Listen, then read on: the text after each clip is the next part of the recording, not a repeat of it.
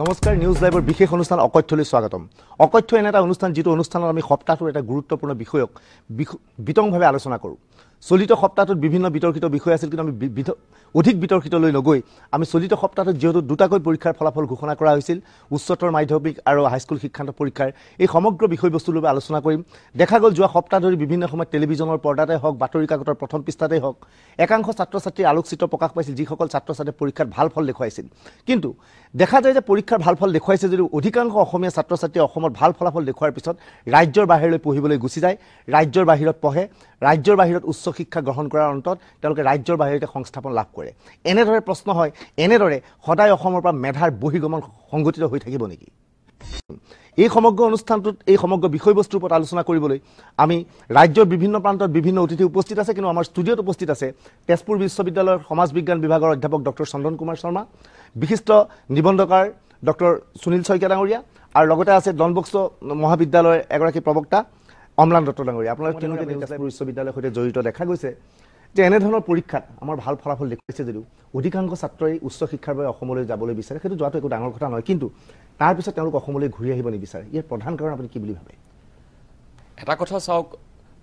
বাহিৰলৈ পঢ়িবলৈ যোৱাটো কোনো নতুন কথা নহয়। আজি অত দিনৰ পৰা আমাৰ মেধা সম্পন্ন ছাত্ৰ ছাত্ৰী বাহিৰলৈ পঢ়িবলৈ গৈ আছে,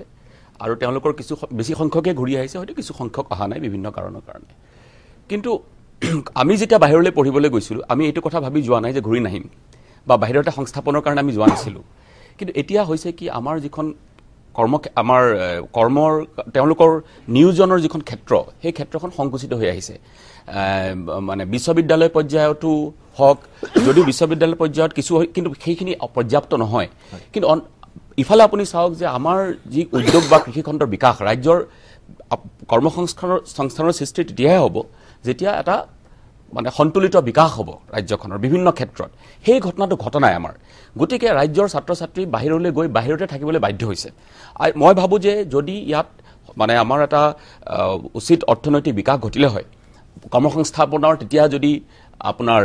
সুযোগ বাঢ়িলে হয়, তেতিয়া বহুত ছাত্ৰ ছাত্ৰী মই ভাবোঁ ঘূৰি আহিলে হয়। একেমত যে সেইটো হয়। আমি বহুতক দেখিছোঁ যে তেওঁলোক যায় ঠিকেই, আৰু যাই মানে এনেকুৱা হয় যে আজিকালি ইমান নতুন নতুন ছাবজেক্টবোৰ ওলাইছে, বিষয়বোৰ, সেইবিলাকত পঢ়াৰ পিছত সেইবিলাকত আমাৰ ইয়াতে একেবাৰে স্কোপ নাই। যিবোৰ জেনেৰেল ছাবজেক্ট পঢ়ি পেলাই যায় পঢ়িবলৈ, সেইবিলাকৰ পৰা ঘূৰি আহি পেলাই 2-1 আহে, মানে 2-1 নহয় বহুতখিনি আহে, আৰু আহিবলৈ চেষ্টাও কৰে। প্ৰত্যেকৰ আমাৰ অসমীয়া এনেকুৱা যে বাহিৰলৈ ওলাই গ'লে যে নহয় যে আকৌ যাম, কিন্তু সুবিধাটো পাব লাগিব। ইয়াত আহি পেলাই যদি তেনেকুৱা ধৰণৰ কোনো এটা স্কোপ নাপায় বা নোলায়, তেতিয়াহ'লে কি হয়, তেওঁলোকে বাহিৰত চেষ্টা কৰে। আৰু আজিকালি দেখা গৈছে যে গোটেই ভাৰতবৰ্ষতে আমাৰ অসমীয়া ল'ৰা ছোৱালী বিভিন্ন ঠাইত আছে। সেইটো কোনো বেয়া কথা নহয়, এইটো ভালেই কথা। কিন্তু এটা কথা ঠিক আৰু যে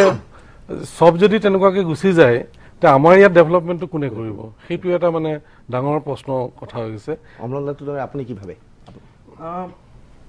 আমি মোৰ মতে, মোৰ ব্যক্তিগত মতে, অপিনিয়ন মতে, ইয়াৰ দুইটা ছাইড চাব লাগিব আমি। এটা হ'ল আমাৰ ল'ৰা ছোৱালীখিনি বাহিৰলৈ গৈ পেলাই এটা এক্সপ'জাৰ পায়। ডেফিনেটলি বাহিৰত যেনেকৈ আমি যেতিয়া ইঞ্জিনিয়াৰিং বা মেডিকেল পাছ কৰিছিলোঁ, তাৰপিছত আমাৰ ইয়াত বেছি চাকৰিৰ ক্ষেত্ৰতে হওক বা উচ্চ শিক্ষাৰ ক্ষেত্ৰতে হওক বেছি স্ক'প নাছিলে। তেতিয়া আমাৰ হাতত একো বেলেগ অপশ্যন নাই। আমাৰ হাতত এটাই অপশ্যন যে বাহিৰলৈ গৈ পেলাই হয়তো চাকৰি নহ'লে উচ্চ শিক্ষা লাভ কৰাৰ। কিন্তু আজিকালি যিহেতু অসমৰ মানে ইকনমিক ডেভেলপমেণ্টটো অলপ দেখা যায়, মই জাষ্ট এটা এক্সাম্পল এটা দিব বিচাৰিম। যেতিয়া মই 2002ত বাহিৰলৈ চাকৰি কৰিবলৈ যাওঁ, তেতিয়া ইয়াত আমাৰ বাহিৰলৈ কৰি গৈছিল চাকৰি কৰিবলৈ? মই বিভিন্ন জেগাতেই গৈছিলোঁ। মই দিল্লীত এবছৰ, ধৰক বম্বেত, পুনেত, কেলকাতা, এণ্ড তাৰপিছত মই থাইলেণ্ডত এবছৰ চাকৰি কৰিছোঁ, কোপেনহেগেন ডেনমাৰ্কত 5 মাহ চাকৰি কৰিছোঁ। চ' তাত সেই বাহিৰলৈ যাওঁতে আমাৰ ইয়াত একো স্ক'প নাছিলে, সেইকাৰণে আমাৰ অপশ্যন এটাই যে বাহিৰত গৈ পেলাই উচ্চ শিক্ষা বা চাকৰিৰ নিজে কৰিব লাগিব। কিন্তু আজিকালি যিহেতু বেলেগ বিভিন্ন ধৰণৰ ইণ্ডাষ্ট্ৰিজ আহিছে ইয়াত, মই ভাবোঁ এটা মানে পাৰ্সপেক্টিভ পৰিৱৰ্তন এটা হৈছে কাৰণ মই নিজেই নিজৰ লগৰখিনিৰ লগত কথা পাতোতে দেখা পাওঁ বা শুনা পাওঁ যে তেওঁলোকে মানে বাহিৰত যিখিনি বাহিৰত আছে তেখিনি ঘূৰি আহিবলৈ চেষ্টা কৰি আছে নকৰা নহয় তেওঁ মোৰ লগৰ বহুতখিনি যে ছাত্ৰ ছাত্ৰী যিখিনি একেলগে পঢ়িছিলোঁ সেইখিনি বাহিৰত হয়তো কাম কৰি আছে কিন্তু ডেফিনেটলি তেওঁলোকে আহিবলৈ চেষ্টা কৰি আছে কিন্তু ইয়ালে আহি পেলাই আৰু যদি আমি এটা ভাল পৰিৱেশ এটা দিব পাৰোঁ আৰু চাকৰিৰ ক্ষেত্ৰত তেতিয়াহ'লে আৰু মই ভাবোঁ যে আৰু যিখিনি ব্ৰেইন ড্ৰেইন আপোনালোকে যিটো টপিক লৈছে সেইখিনি উল্টা ৰিভাৰ্ছ ব্ৰেইন ড্ৰেইনটো ক্ষমতা আছে ইয়াত চন্দন শৰ্মা আপুনি এই ক্ষেত্ৰত কেনেধৰণৰ পৰামৰ্শ আগবঢ়ায় যে মূলতঃ কেনেধৰণে এই ছাত্ৰ ছাত্ৰীসকলক যিসকল গৈছে আমাৰ বাহিৰলৈ গৈছে তেওঁলোক উভতাই অনাৰ ক্ষেত্ৰত আমি প্ৰধান ড্ৰবেক ক'ত হৈ আছে আমাৰ ইয়াত নহয় সেই কথাটো আমাৰ এইখিনি মন্তব্যত ওলাই পৰিছে যে ৰাজ্যৰ অৰ্থনৈতিক বিকাশৰ অভাৱতেই তাৰমানে আমি বিভিন্ন ক্ষেত্ৰত উপযুক্ত সংস্থাপনৰ সৃষ্টি কৰিব লাগিব আমাৰ যিবিলাক পাৰম্পৰিক নিয়োজনৰ ক্ষেত্ৰ আজি তেখেতে উল্লেখ কৰিছে যে নতুন নতুন ক্ষেত্ৰৰ সৃষ্টি হৈছে নতুন নতুন বিষয়ৰ সৃষ্টি হৈছে আমাৰ ল'ৰা ছোৱালী পঢ়িবলৈ গৈছে সেইবিলাক ক্ষেত্ৰত ইয়াত নিয়োজনৰ পৰিৱেশ আছেনে নাই যদি সেই নিয়োজনৰ পৰিৱেশ নাথাকে তেতিয়াহ'লে সেই ছাত্ৰ ছাত্ৰীৰ আমাৰ যিটো পাৰম্পৰিক আমাৰ কৰ্মসংস্থাপনৰ যিখন ক্ষেত্ৰ সেইখন এনাফ নহয় যথেষ্ট নহয় আমাৰ গোটেইখিনি মেধাসম্পন্ন ছাত্ৰ ছাত্ৰীয়ে নহয় সাধাৰণ আপোনাৰ কৰ্মসংস্থাপনৰ এটা সাধাৰণভাৱে দেখিছোঁ আমি যে কৰ্মক্ষেত্ৰৰ যদিও বিকাশ হৈছে বিভিন্ন ক্ষেত্ৰত কিন্তু বহুত কৰ্মসংস্থাপনৰ যিটো পৰিৱেশ এই পৰিৱেশটো কিন্তু সেই অনুপাতে মানে আমাৰ দেখা যায় যে সম্প্ৰসাৰণ হোৱা নাই বা উন্নতি হোৱা নাই পৰিৱেশটোৰ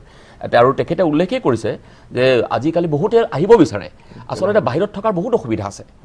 তেওঁলোকে ঘূৰি আহিব বিচাৰে কিন্তু তেওঁলোকে যে অসমত গৈ আমি ক'ত সংস্থাপন পাম গতিকে এনেকুৱা ধৰণৰ এটা পাৰম্পৰিক ক্ষেত্ৰখনৰ বাহিৰৰ নতুন নতুন ক্ষেত্ৰত কৰ্মসংস্থাপনৰ সুবিধাৰ আমি সৃষ্টি কৰিব লাগিব কিন্তু সমস্যা হৈছে কি সেই ক্ষেত্ৰখন সংকুচিত হৈ আহিছে তাৰ কাৰণ কি হয়তো আমি বিশ্লেষণ কৰিব পাৰোঁ শইকীয়া এনেধৰণৰ কথা এটা ওলাইছে বিভিন্নজনে কয় যে অসমত যি ইণ্ডাষ্ট্ৰী নাথাকক বা যি দুই এটা ইণ্ডাষ্ট্ৰী নাথাকক কিয় যে অসমত দৰমহা পাতি কম পায় এই ক্ষেত্ৰত আপুনি কিবা ক'ব বিচাৰিব মানে সেইটো সকলো ক্ষেত্ৰত যে সত্য সেইটো বুলি মই নাভাবোঁ বহুত ক্ষেত্ৰত আজিকালি ভাল ভাল কিছুমান কোম্পানী আহিছে ভাল দৰমহা দিছে ইয়াতো অকল উদ্যোগ বুলি নহয় যিবোৰ আপোনাৰ ছাৰ্ভিচ ছেক্টৰত যিবোৰ ধৰক ইনষ্টিটিউশ্যনছ বা কোম্পানী ইয়াতে আহিছে মাল্টিনেশ্যনেলছ বহুতখিনি আহিছে সেইখিনি ভালেই দৰমহা দিছে কিন্তু হ'লেও